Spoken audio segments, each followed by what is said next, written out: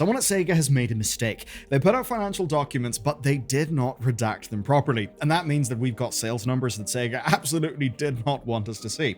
And when you take those numbers and the plans that they've got in place for the European studios, it all adds up to something that I think you're going to care about, and that is a whole new plan for the Total War franchise. First off, here's a quick explainer about how we got here, because seriously, this story just won't make sense without the background. So, for years, Sega's European studios, and Creative Assembly specifically, have had a real rough time. One of the big ones is Total War Warhammer 3. It launched with mixed reviews. Pharaoh was even worse. Players called it an overpriced expansion. It basically was that. They tried to price it like it was a full historical game. It really wasn't. Now, it did rally in its, I think, critical and player sentiment whenever they did a pretty cool relaunch, but in terms of numbers, really nothing major happened. They will never make their money back in that thing.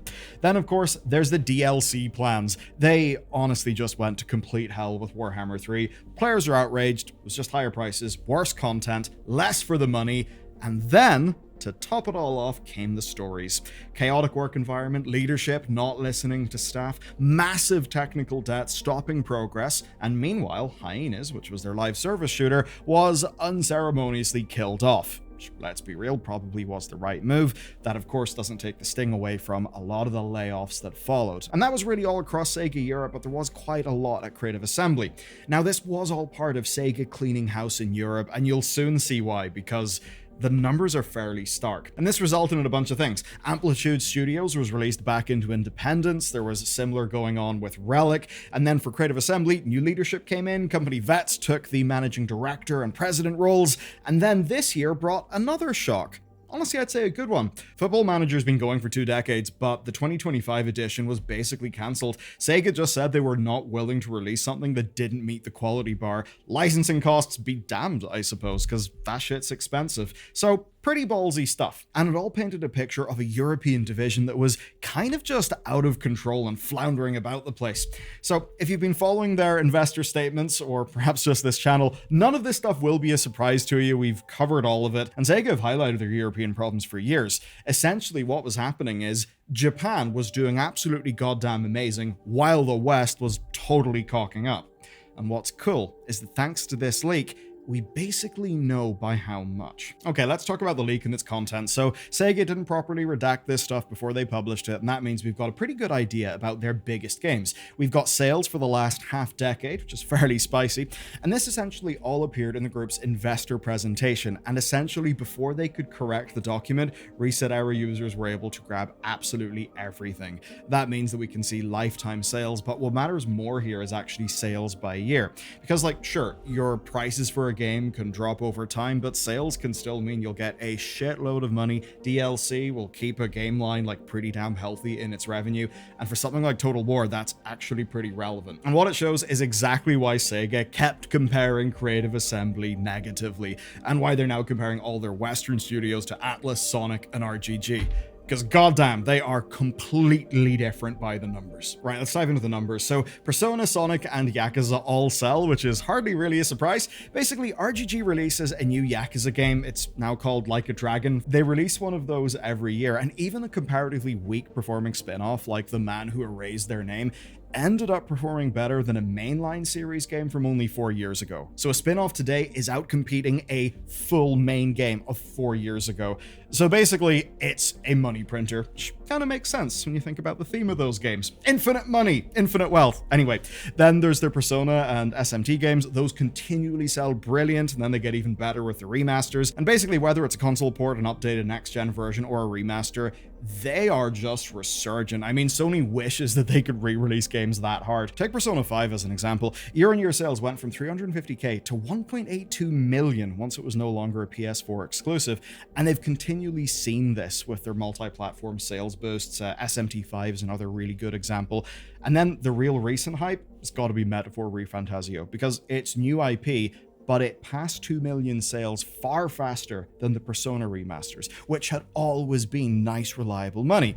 And then, of course, there's Sonic. And look, I don't think about Sonic that much. I'd hazard to guess you don't think about Sonic that much either, but even the worst performing 2D spin-off on the list managed 1.8 million sales in year one. So overall, it's bloody brilliant news for the Japanese studios. As for the West, it's quite the comparison. And to understand Sega's concern with Total War, you need only look at growth, or the complete lack of it. You see, looking through the Japanese efforts, you do see that growth is possible. P3R sold better in launch than P5R. Infinite Wealth was the first RGG game to break 1 million in year 1. So, Total War then. As an example, Total War Warhammer 3 sold 960k copies in year 1. Three Kingdoms sold 2 million, and Warhammer 3 happened way after Three Kingdoms. That's rough. Now, Three Kingdoms also ended up being a total flash in the pan, because yeah, 2 million sales is a lot, but what it represented was, funnily enough, the Total War game rooted in Chinese culture being bought by loads of people in China.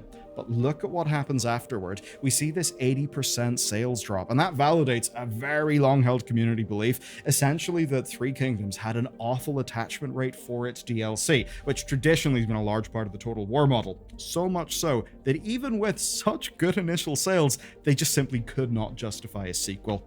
As for Warhammer 3, well, its launch sales were just under half of Three Kingdoms. That's brutal. Especially brutal when you remember how many concurrent players Warhammer 2 would pretty much always have in Steam. It's kind of deserved because the launch of Warhammer 3 was an absolute goddamn shit show. The campaign was a total design misfire. Like, man, they really cocked it up. But here's where it's interesting. The sales curve, because the sales are decaying far, far, far slower. And that's probably why the company felt pressure to milk out DLC, which obviously is a whole part of what kicked off the wild drama with that game. But there's a fairly simple takeaway, right? We are a very long way from where we used to be. And that's when Total War Warhammer sold 500,000 in 1 week. So Total War Warhammer 1, 500,000 in 1 week. Three Kingdoms sells 1 million in 1 week. And then Total War Warhammer 3 doesn't hit that in a year. That is brutal. It is literally more performance in a single week than in a year. And of course we can add to this Thrones of Britannia, Troy, and Pharaoh having completely limp performance. And honestly, in that context, it's kind of shocking that Sega didn't just fully pull out and cut their losses, because when you compare that to the Japanese studios, it is beyond obvious why Sega thinks it needs a, to quote them, turnaround of the Total War brand. The framing that they've put to investors for this initiative is basically to turn around the brand, and it's a part of a wider change to how they're doing things in Europe. Basically, in Sega's words, they, quote, prioritized autonomy of the studios in the European region too highly, leading to a loss of business balance and deterioration in profitability. Yeah, so it basically turns out that before this, the Western studios were not subject to the same approvals process as Japan, which in fairness clearly seems to have been working. You just need to look at their Japanese performance. So it essentially seems Sega let Europe just do its thing provided the money came in. Which means that as soon as the money stopped coming in, Sega, well, needed to come in themselves and change shit up. As for what that'll mean to Total War though, well, first up, they recapped what's good. Basically, strong DLC sales and better recent reviews. Then they talked about the 25th anniversary, which, unlike a lot of big game anniversaries, will be celebrated by no new games releasing. Yes, they've committed to no games, because they've basically realized that continually rushing out minimum viable products doesn't pay in the long run. And I know, a shocking revelation. It only took like multiple of those like Thrones of Britannia tier games and everything else to see the absolute obvious. Anyway, what that means for us now is that Tides of Torment, which is the next DLC for Warhammer 3, that's being delayed because they said it basically wouldn't hit the quality bar, and they're planning to make up for that delay with more standalone Hero and Lord releases. Then beyond that, they say that all their work is going into one of the biggest Total War Warhammer content packs ever created in the trilogy, which does sound very hypey. It is their own words, but I think it does add up, because putting everything together, including the rumors, it's probably going to be a DLC based in the End Times. That's the big Warhammer Fantasy event that essentially ended the Warhammer Fantasy that you know, and then kind of started off the whole Age of Sigmar thing. It was covering the Vermintide games. And it was, of course, fairly controversial within Warhammer. And now the old Warhammer Fantasy has basically been reconstituted as like another line from Games Workshop. So it's a little bit of a funny thing, but basically it seems they're going all in on these two DLCs being real good. And when you think about the release timelines, you know, they used to have a lot of those per year. Now it's pretty much fallen to like 2 a year, 1 a year, actually. I mean, for say 2025, that's a fairly big change. And it's one of those things where I'm often very skeptical whenever companies say things. I prefer to look at action. And I think we actually do see action. We see tangible delays, we do see an improvement in quality, and certainly a direction that seems to be the opposite of what got us into this whole mess in the first place. So that's Warhammer 3, but let's go to the bigger picture, because what it's all leading to is actually this December 2025, because that's when they're going to do the Total War 25th Anniversary Showcase. And that's said to have new games for fantasy and history, so as a historical fan, I'm definitely looking forward to that, if a little bit skeptical. As for the when, though, in terms of games, Sega slides say that they may not even be releasing European IP games until fiscal year 2027, which does sound very far away, but it's actually not as far away as you'd think, because fiscal year 27 actually begins in April 2026.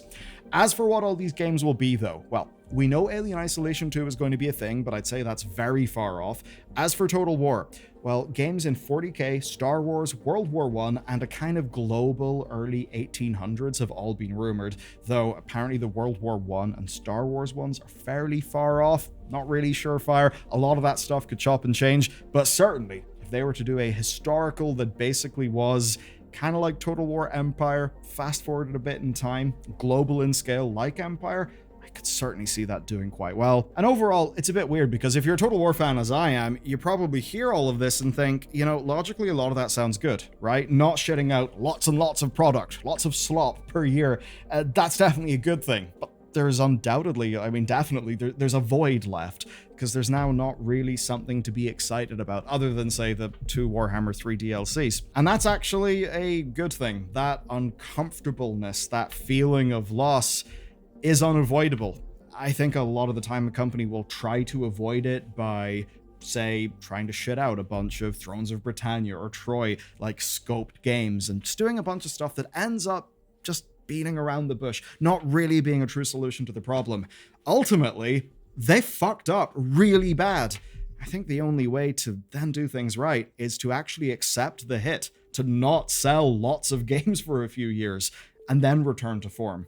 It seems that's actually what they're doing. Here's where we're left then. Sega now actively cares about creative assembly. Finally, but it has been at a price. Staff across all levels of the company have hurt for this. Sega / development teams, they gutted leadership, which arguably, well, is pretty much what should have happened. And then they've integrated the publishing arms of Sega Europe into the wider group. And that it reached this point, I think, could be read as a sign of Sega's absentee nature. And it's kind of funny, because Sony have even kind of said similar things, that they just weren't hands-on enough. They weren't really involved as much as they should have been in the quality of their game releases. It's kind of interesting that more and more companies are taking on this language. At the very least for Sega, though, they can point to all of the Japanese stuff that they're doing and say, you know what, we're actually credible. Look at what we're doing. Look at those numbers. So yeah, I'm willing to believe that they were rather absentee, and that is no longer the case. That means that Creative Assembly and Total War are now being tightly scrutinized. We've got plans for a revival over the next few years, which is going to sting. It's going to sting financially. They're not going to get the product they've been used to. But you know what? As someone who has gotten used to that product, I don't want it anyway, and I hazard to guess a lot of you don't either, which might be why Total War Warhammer 1 sold like 500,000 or whatever it was in a week, and then you just see the sales numbers absolutely plummet. It's almost as if their leadership just took on this defeatist nature and a complete lack of vision over their business, and that just meant that we were just circling the drain for years. I'm happy to see the end of that. I would rather Total War die than become what I think it was going to become. So compared to the future I expected, say 18 months ago, it's hard to imagine what we're on now being worse, because it really did look, to put it bluntly, fucked. And speaking of that word, well, so are these people.